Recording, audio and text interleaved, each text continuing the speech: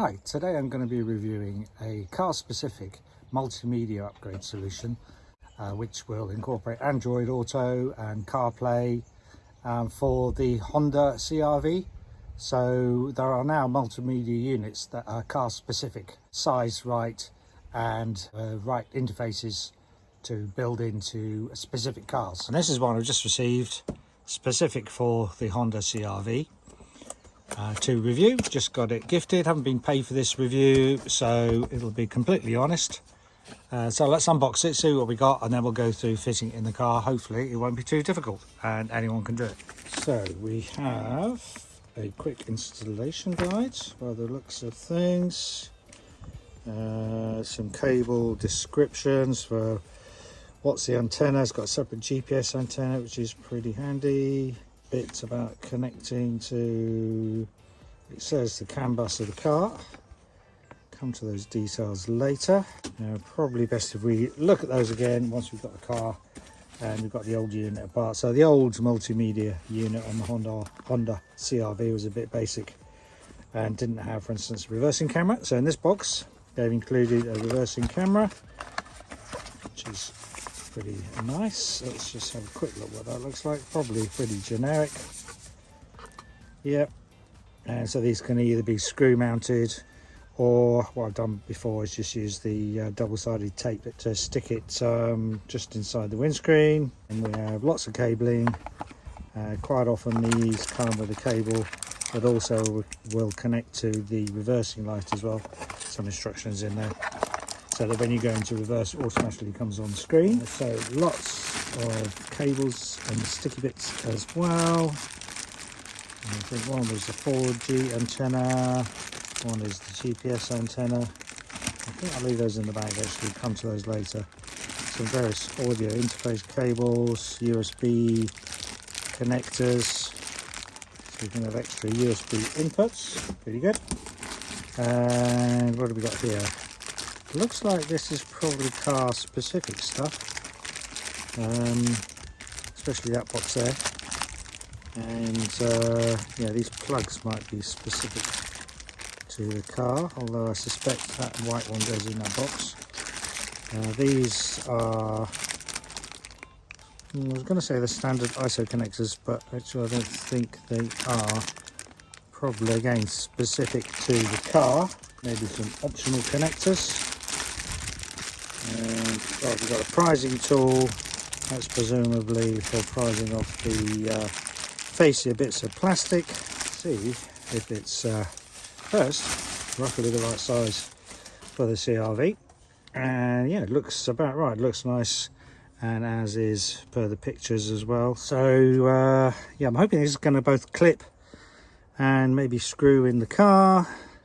9-inch unit, and we've got a very detailed description on the back what all the different connectors are, which I have to say is pretty extensive. Yep, GPS connector, 2 4G antennas, interestingly. Probably a lot of the connectors we've already got will go in the back there, and hopefully it will be smooth. Get on to that stage next.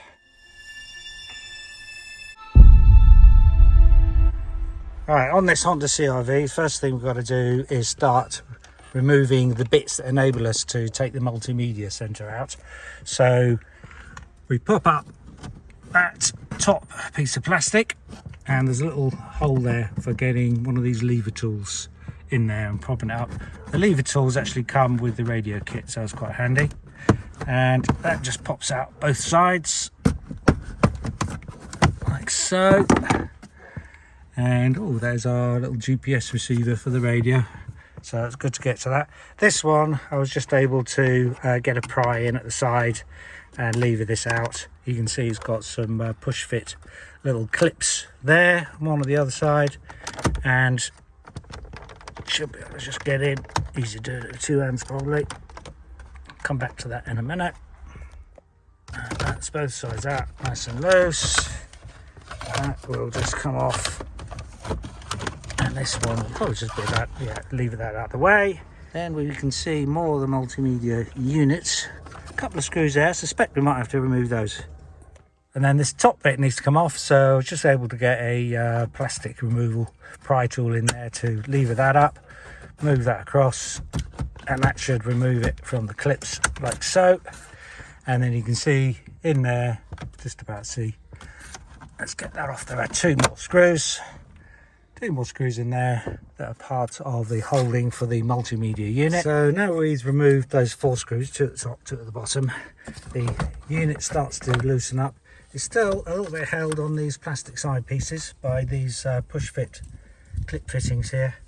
So it does help to lever them out with one of our tools in between this piece and this piece. I was wondering whether this needed to be removed, but actually it doesn't.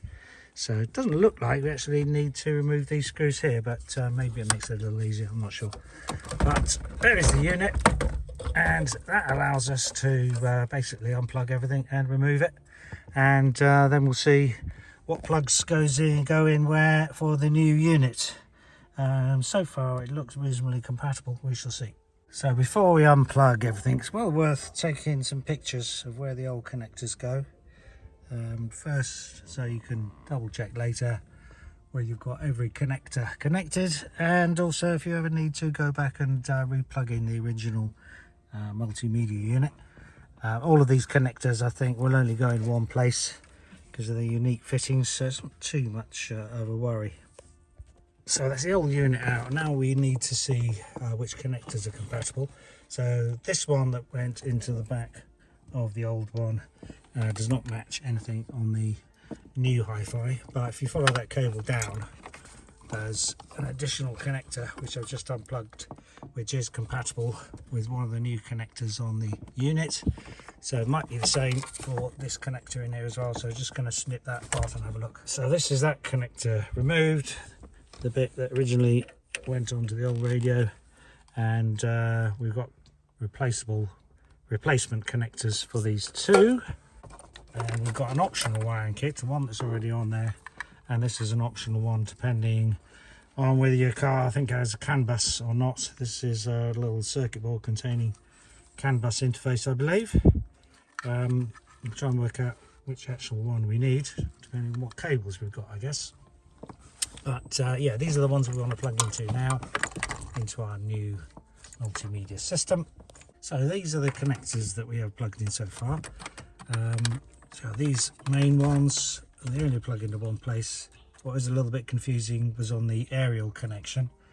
You have to go back in the original car wiring, and whereas that one plugged into the old car multimedia, you have to go back down the wire, and then there's another plug, which is this one, which is the one you need to disconnect and plug into your new wiring harness for the radio multimedia system. So there's a few that are not plugged in, and I have to go back and look at the video, see if they're originally plugs in or not. That one and this one. Everything is working on the unit when I powered it up, which will show in a minute, apart from the steering wheel controls weren't working. The unit itself and the radio is working. We did try the other wiring harness, which was this one, and we didn't get any sound coming out, so I'm guessing it's not that one for this car. So a couple of little tidying up things we've got to do before we put the unit in. This one's the microphone, which we'll position on the dash somewhere and hide the wiring out of the way.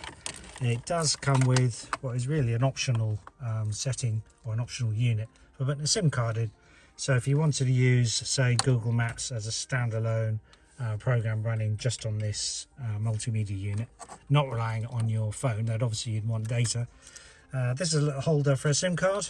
So you slide up that piece of metal, push it upwards, and then that tilts up, put a SIM card in there, push it down, lock that slider back down again to hold it in place, cover it up for security, put that somewhere out of the way.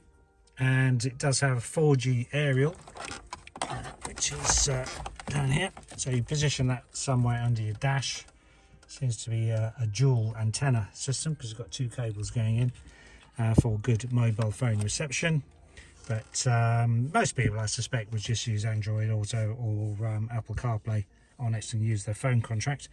But it's nice to have that option there. And then next we'll also look at plugging in the rear view video camera, which I think it plugs into this one here.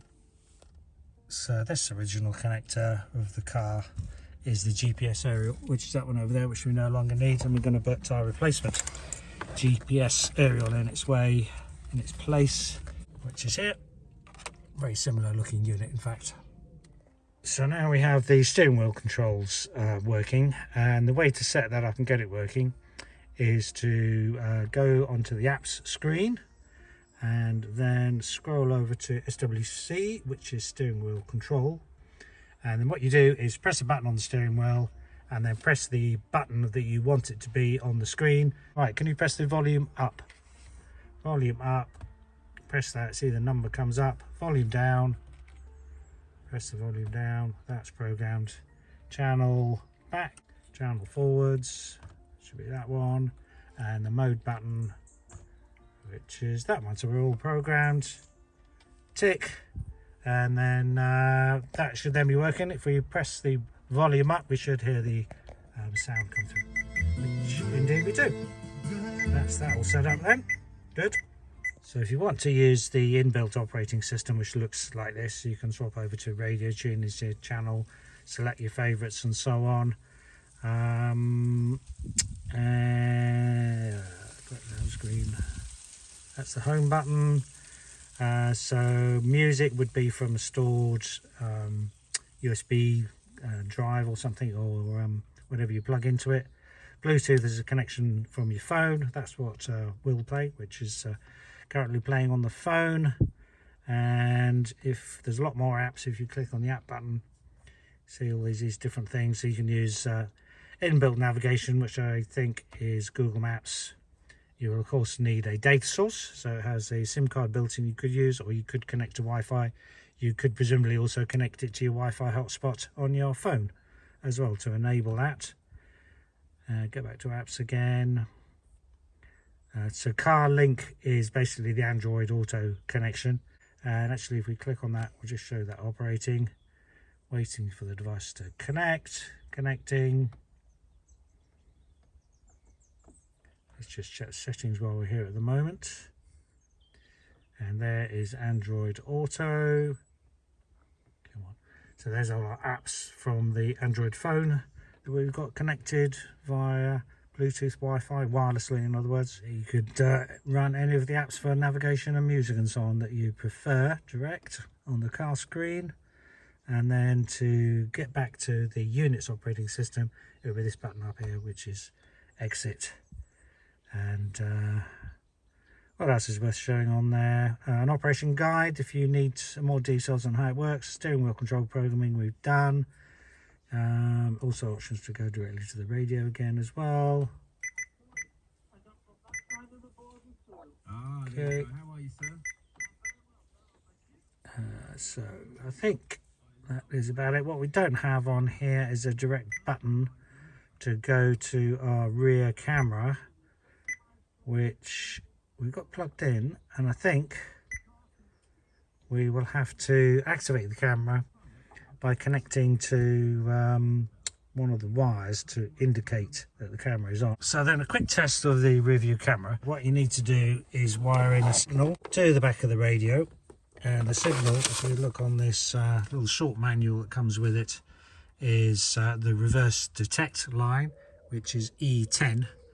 See on that diagram there, and it doesn't come with a plug for that, so I had to solder on a little cable on the back onto that pin, and this will then be connected to the positive going to the reversing light. So when the light comes on, it'll tell the unit you're in reverse, and the unit itself will switch over to looking at the rear view camera screen. So this is the video feed for the camera in, the yellow plug. And the white wire is a way of feeding power down that single cable that goes to the camera. This is the other end of that cable, this one here, this yellow. Plugs into the camera. Here's the camera module, that's just temporarily put on the dash. Then the power to the camera is this separate plug. What I've done is connected that onto the white wire.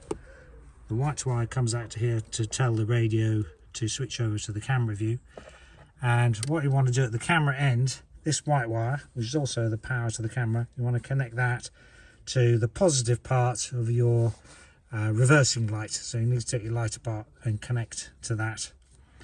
So that will not only power up the reversing camera, but also via this white wire sends a signal back to the radio, comes in here, and tells the radio to switch over. So we can mimic that, we can test it just by connecting this. Let's move this out of the way in a minute. Connecting this over to the 12 volt supply. The switch 12 volt supply is that red cable on the top. We can see I've spliced the plastic insulation off it so that we can connect these wires onto it, which will give 12 volts to the camera and also tell the unit to switch over. And we test that. If we look at the screen, connect on those wires, which is that. You can see we switched over to the camera view, and that's basically what that camera is looking at the moment. Mostly bits of dashboard, but yeah, when it's pointing at the rear view screen, you'll be able to use that for reversing. So that's how to wire up the camera. Now everything's working. The steering wheel control switches are working, the radio's working, sound's coming out. We have the GPS antenna positioned, plugged in over here. We're not going to be using the SIM card, but we'll plug in the 4G aerial anyhow and just stuff that into the dashboard somewhere in case we use that later. That's it. Now we just need to assemble it all back in the dash to make it look neat. So that's the camera mounted, looking at the rear view window, and then it goes under the rubber, tucks in the headlining. That little connector, white and red there, I've got a bit of wire on to connect over to the reversing light. So I actually used the existing wiring, just chopped it around a little bit. So you can use the existing cable to connect them up the top. You can then use the rest of the red wire, go down underneath the weather seal strip. I just hate it when noises interrupt your video.